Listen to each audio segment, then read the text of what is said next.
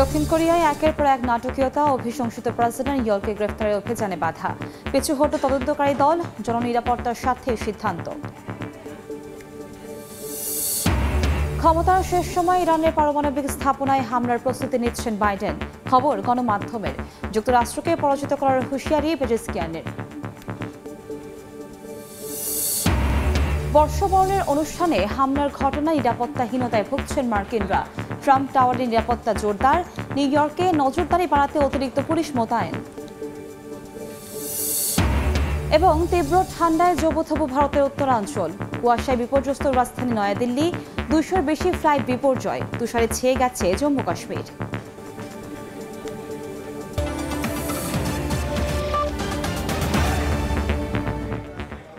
আন্তর্জাতিক সময়ের সঙ্গে আছি আমি কনক আজাদ।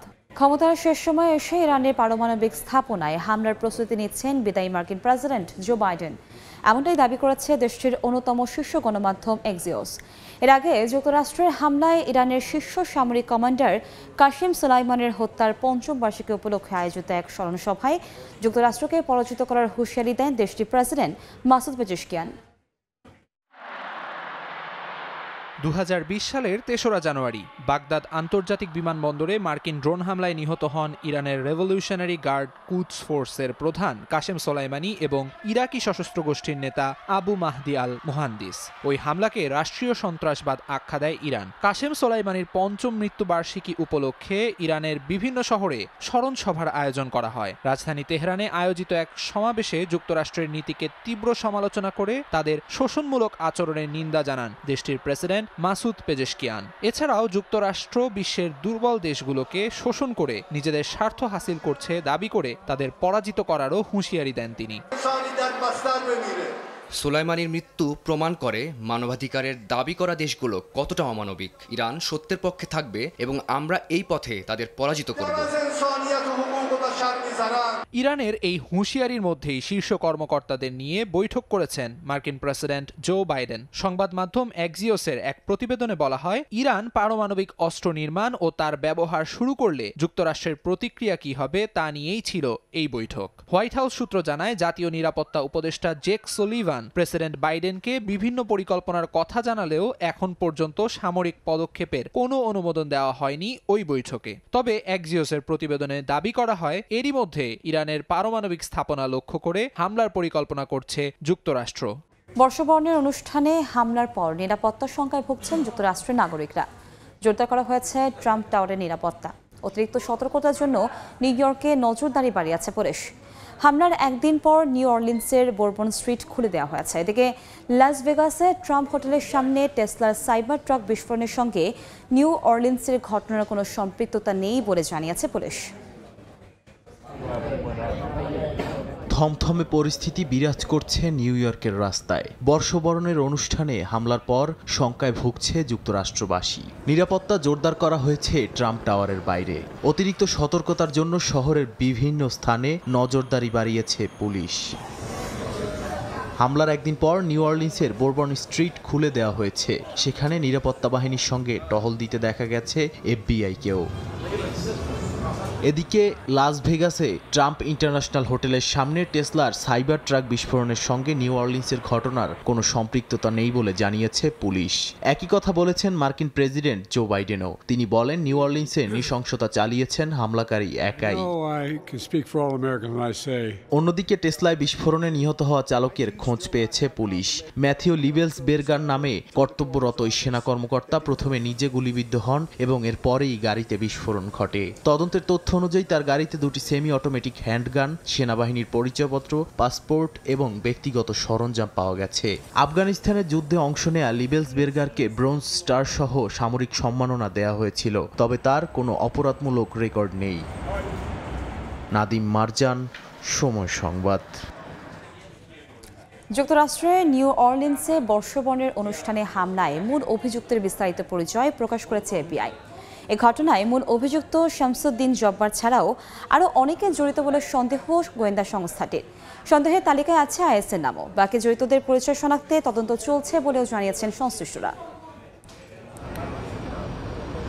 নিউ অর্লিন্সে হামলার কয়েক ঘন্টা পরই প্রকাশ হয় অভিযুক্ত গাড়ি চালকের নাম। এবার তার বিস্তারিত পরিচয় প্রকাশ করে এফবিআই বলছে, টেক্সাস অঙ্গরাজ্যের বাসিন্দা শামসুদ্দিন জাব্বার একসময় কাজ করেছেন মার্কিন সেনাবাহিনীর হয়ে। 42 বছর বয়সী এই হামলাকারীর দক্ষতা ছিল মানব সম্পদ, তথ্য প্রযুক্তি সহ বিভিন্ন বিভাগে। 2009 সালের ফেব্রুয়ারি থেকে 2010 জানুয়ারি পর্যন্ত আফগানিস্তানেও দায়িত্ব পালন করেছেন তিনি। মার্কিন গোয়েন্দা সংস্থা এফবিআই বলছে, এর আগে দুবার গ্রেফতার হয়েছিলেন জব্বার। এর মধ্যে 2002 সালের নভেম্বরে চুরির ঘটনায় জেলে যেতে হয়েছিল তাকে। 2015 থেকে 2017 সাল পর্যন্ত জর্জিয়া স্টেট ইউনিভার্সিটিতে পড়াশোনা করেছেন জব্বার। সেখান থেকে কম্পিউটার ইনফরমেশন সিস্টেমে স্নাতক করেন তিনি। আদালতের নথির তথ্য অনুযায়ী 2022 সাল থেকে নানা অর্থনৈতিক সমস্যায় ভুগছিলেন জব্বার। হামলায় জড়ানোর পেছনে তার অতীত কর্মকাণ্ডগুলো খতিয়ে দেখছেন তদন্তকারীরা। এদিকে জাব্বারের ভাড়া করা গাড়িতে গোলাবারুদ এবং আইএসের পতাকা পাওয়ায় প্রাথমিকভাবে জঙ্গি গোষ্ঠীটির সম্পৃক্ততা থাকতে পারে বলে ধারণা করছে নিরাপত্তা বাহিনী। জব্বারের সঙ্গে আরো কয়েকজন জড়িত বলেও সন্দেহ এফবিআই এর। এই অবস্থায় শহর জুড়ে নিরাপত্তা বাড়ানোর কথাও জানিয়েছে স্থানীয় প্রশাসন। সাদিয়া তাসনিম, সময় সংবাদ। ইউক্রেনের পথ ব্যবহার করে রাশিয়ার গ্যাস সরবরাহ বন্ধ হওয়ায় ইউরোপে জ্বালানির দাম বাড়বে বলে আশঙ্কা করা হচ্ছে। এর মধ্যে মস্কোর ওপর ইউরোপীয় ইউনিয়নের লাগাতার নিষেধাজ্ঞার জেরে জ্বালানি খরচ বাড়ায় পোল্যান্ডে ক্ষতির মুখে ব্যবসা প্রতিষ্ঠান। মুনাফা করতে না পেরে বন্ধ হয়ে গেছে বেশ কিছু বেকারি। টিকে থাকতে রীতিমতো লড়াই করতে হচ্ছে বলে জানান ব্যবসায়ীরা। রাশিয়া ইউক্রেন যুদ্ধ শুরুর পর থেকেই মস্কোর ওপর একের পর এক জ্বালানি নিষেধাজ্ঞা দিয়ে আসছে যুক্তরাষ্ট্র ও ইউরোপীয় ইউনিয়ন। তার ওপর ইউক্রেনের পথ ব্যবহার করে বন্ধ হয়ে গেছে রাশিয়ার গ্যাস রপ্তানি। এতে ইউরোপের দেশগুলোতে জ্বালানি মূল্য বাড়বে বলে আশঙ্কা করা হচ্ছে।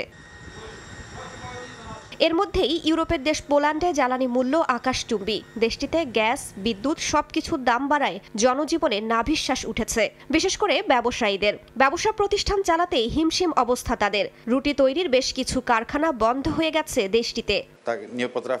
দিন দিন অবস্থা খারাপ হচ্ছে। লাভ করতে না পারায় বেশ কিছু বেকারি বন্ধ হয়ে গেছে। প্রাকৃতিক গ্যাস, বিদ্যুৎ ও অন্য জিনিসপত্রের দাম বেড়েই চলেছে, কিন্তু উৎপাদনের তুলনায় মুনাফা দিন দিন কমছে।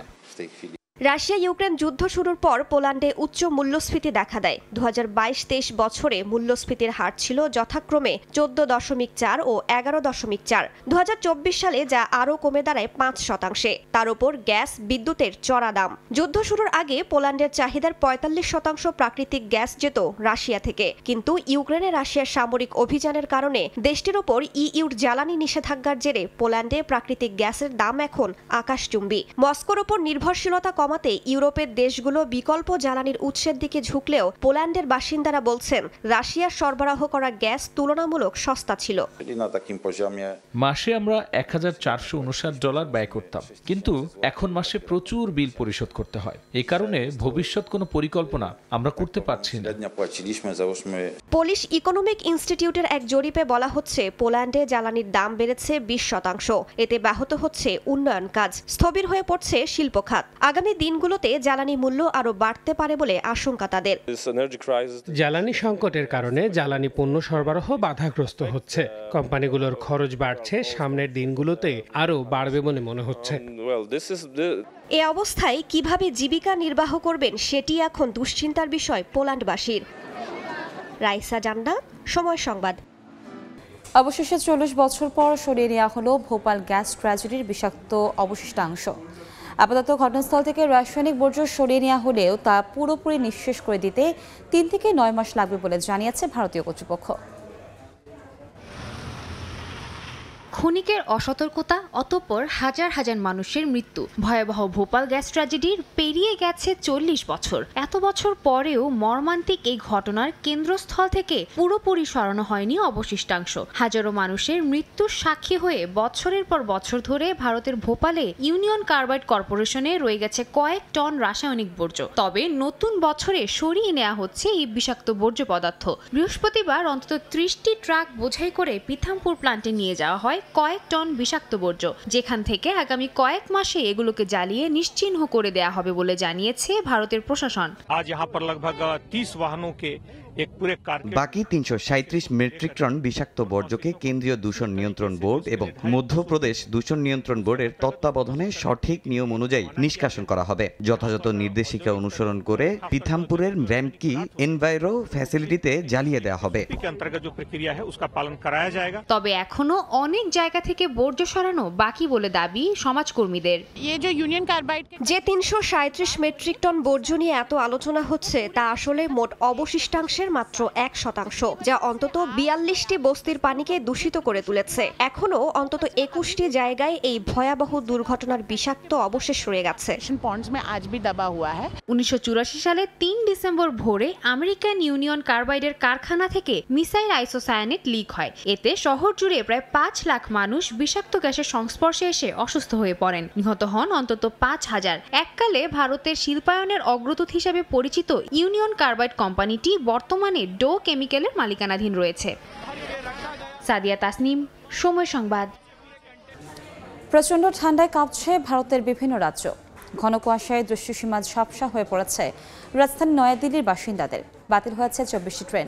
শিডিউল বিপর্যয়ে পড়ে 200-র বেশি ফ্লাইট। আগামী 6 জানুয়ারি দিল্লিতে হালকা বৃষ্টিপাতের পূর্বাভাস দিয়েছে আবহাওয়া দফতর। তীব্র শীতের কারণে উত্তরপ্রদেশে বন্ধ করা হয়েছে শিক্ষা প্রতিষ্ঠান। শুক্রবার সকালে নয়াদিল্লি ছিল কুয়াশাচ্ছন্ন। রোদের দেখা না মেলায় ঝাপসা হয়ে পড়ে ভারতের রাজধানীবাসীর দৃষ্টিসীমা। নিরাপত্তার স্বার্থে বাতিল করা হয় বেশ কয়েকটি ট্রেন। শিডিউল বিপর্যয় হয় 2 শতাধিক ফ্লাইটের। এতে বিপাকে পড়েন যাত্রীরা। টানা 5 দিনের হাড় কাঁপানো শীতে জবুথবু অবস্থায় দিল্লিবাসী। ঘন কুয়াশায় প্রচন্ড কষ্টে দিন পার করছেন খেটে খাওয়া মানুষেরা। কুয়াশার কারণে কাজকর্ম কমে গেছে, গাড়িগুলোও সময় মতো ছাড়ছে না, যেন তেন ভাবে দিন কাটাচ্ছি। আশপাশে কিছুই দেখা যাচ্ছে না, আমার চশমাও ঘোলা হয়ে গেছে, গাড়ি চালাতে খুবই অসুবিধা হচ্ছে। কুয়াশার তীব্রতায় ঢেকে গেছে আগ্রার তাজমহলও। এতে হতাশ হয়ে ফিরে যাচ্ছেন পর্যটকরা। পাশাপাশি ঘন কুয়াশার কবলে লখনৌ, বেঙ্গালুরু, অমৃতসর এবং গুয়াহাটি। আগামী 6 জানুয়ারি দিল্লিতে সামান্য বৃষ্টিপাতের পূর্বাভাস দিয়েছে আবহাওয়া অধিদপ্তর। 8 জানুয়ারি পর্যন্ত কুয়াশা বিরাজ করতে পারে বলে জানানো হয়েছে। এদিকে শৈত্যপ্রবাহ বইছে উত্তরপ্রদেশে। এ অবস্থায় বন্ধ ঘোষণা করা হয়েছে গৌতম বুদ্ধ নগরের 8ম শ্রেণী পর্যন্ত সব শিক্ষার্থীদের স্কুল। পরবর্তী নির্দেশনা না দেয়া পর্যন্ত তা বহাল থাকবে বলে জানিয়েছে স্থানীয় কর্তৃপক্ষ। মৌসুমীর সাথী, সময় সংবাদ। তুষারে ঢাকা পড়েছে ভারতের কাশ্মীর। পাহাড়গুলো ছেয়ে গেছে বরফের আস্তরণে। বাড়িঘর উপত্যকার সবকিছুতেই যেন মুগ্ধতা ছড়াচ্ছে শীতল শুভ্রতা। স্থানীয় আবহাওয়া দপ্তর জানিয়েছে সপ্তাহখানেক পরে শীতের তীব্রতা বেড়ে আরও তুষারপাতের সম্ভাবনা রয়েছে। মনে হচ্ছে যেন ক্যানভাসে আঁকা গাছপালা ও ঘরবাড়ি, কিন্তু সবকিছুই বরফে ঢাকা পড়েছে। স্থানীয় সময় বৃহস্পতিবার কাশ্মীরের গুলমার্গে তুষারের শুভ্রতা এভাবেই মুগ্ধতা ছড়াচ্ছিল। শীত এলেই উপত্যকাগুলোতে ভিড় বাড়ে পর্যটকদের। এবারও তার ব্যতিক্রম হবে না বলে জানিয়েছে স্থানীয়রা। তবে পর্যটকদের সুবিধা অসুবিধার ক্ষেত্রে আগে থেকেই নিরাপত্তা বাহিনীকে সতর্ক থাকার আহ্বান জানিয়েছে হোটেল মালিকরা। এদিকে স্থানীয় আবহাওয়া দপ্তর জানিয়েছে সপ্তাহখানেক পরে শীতের তীব্রতা বেড়ে আরও তুষারপাতের সম্ভাবনা রয়েছে। সাধারণত হিমালয় বেষ্টিত অঞ্চলগুলোতে আবহাওয়ার তারতম্য অনেকটাই চোখে পড়ে। এছাড়াও ভূমধ্যসাগরের নিম্নচাপের সৃষ্টি হলেও এর প্রভাব পড়ে এ অঞ্চলে। তবে জম্মু কাশ্মীরের আবহাওয়ার পরিবর্তনের প্রভাব উত্তরপ্রদেশ, পাঞ্জাব, হরিয়ানা এবং নয়াদিল্লিতেও পড়ে বলে জানায় আবহাওয়া দপ্তর। নাদিম মারজান, সময় সংবাদ। নতুন বছরে প্রথমবারের মতো চীনের জিয়াং প্রদেশ উত্তরাঞ্চলের স্বায়ত্তশাসিত মঙ্গোলিয়ার এরগুন শহরে দেখা মিলল অরোরা লাইটের, যা দেখে উচ্ছ্বসিত দর্শনার্থী ও পর্যটকেরা। খালি চোখে দেখে মনে হতে পারে রং তুলিতে সাজানো হয়েছে আকাশ, লাল সবুজ বেগুনি নানা রঙের আলো। নতুন বছরে প্রথমবারের মতো চীনের হুইলজিয়াং প্রদেশের মোহে শহর এবং স্বায়ত্তশাসিত অঞ্চল মঙ্গোলিয়ার এরগুন শহরে অরোরা লাইটের আলোতে আলোকিত পুরো আকাশ, যা পর্যটক ও দর্শনার্থীদের জন্য ছিল একটি অসাধারণ অভিজ্ঞতা। নতুন বছর উদযাপন করতে যাওয়া পর্যটকদের জন্য বাড়তি পাওয়া অরোরা আলো, যা দেখে মুগ্ধ তারা। মোহনীয় আলোতে একে অপরকে নতুন বছরের শুভেচ্ছা ও শুভকামনা জানান। অরোরা আলোর স্থায়িত্ব ছিল স্থানীয় সময় সন্ধ্যা 7টা থেকে রাত 10টা পর্যন্ত। এই রঙিন আলোর শোভা ক্যামেরাবন্দি করেন আলোকচিত্র প্রেমীরা। আমি খুব খুশি। আমি প্রথমবারের মতো অরোরা লাইট দেখলাম। এটি দেখতে পেয়ে নিজেকে ভাগ্যবতী মনে হচ্ছে। আমি আশা করি আমার কাজের ক্ষেত্রে সবকিছু আরো ভালো হবে। এটি আমার চিন্তার বাইরে ছিল যে আমি কখনো অরোরা লাইট দেখতে পাবো, কারণ এটি ভাগ্যক্রমে বা হঠাৎ দেখতে পাওয়া যায়। সাধারণত অরোরা আলো পৃথিবীর উত্তর ও দক্ষিণ মেরু অঞ্চলে রাতের বেলায় দেখা যায়। সূর্য থেকে নির্গত চার্জযুক্ত কণাগুলো পৃথিবীর চৌম্বক ক্ষেত্রে প্রবেশ করলে বায়ুমণ্ডলের পরমাণু ও অণুর মধ্যে সংঘর্ষ ঘটে, তখন অরোরা আলোর দেখা মেলে বলে জানান বিশেষজ্ঞরা। অর্চিতা সোহেসিন, সময় সংবাদ। আন্তর্জাতিক সময়ের শীর্ষ সংবাদগুলো জানিয়ে দিচ্ছে আরেকবার। দক্ষিণ কোরিয়ায় একের পর এক নাটকীয়তা। অভিশংসিত প্রেসিডেন্ট ইয়লকে গ্রেফতার অভিযানে বাধা, পিছু হটল তদন্তকারী দল। জননিরাপত্তার স্বার্থে সিদ্ধান্ত। ক্ষমতার শেষ সময় ইরানের পারমাণবিক স্থাপনায় হামলার প্রস্তুতি নিচ্ছেন বাইডেন। খবর গণমাধ্যমের। যুক্তরাষ্ট্রকে পরাজিত করার হুঁশিয়ারি পেজেশকিয়ানের।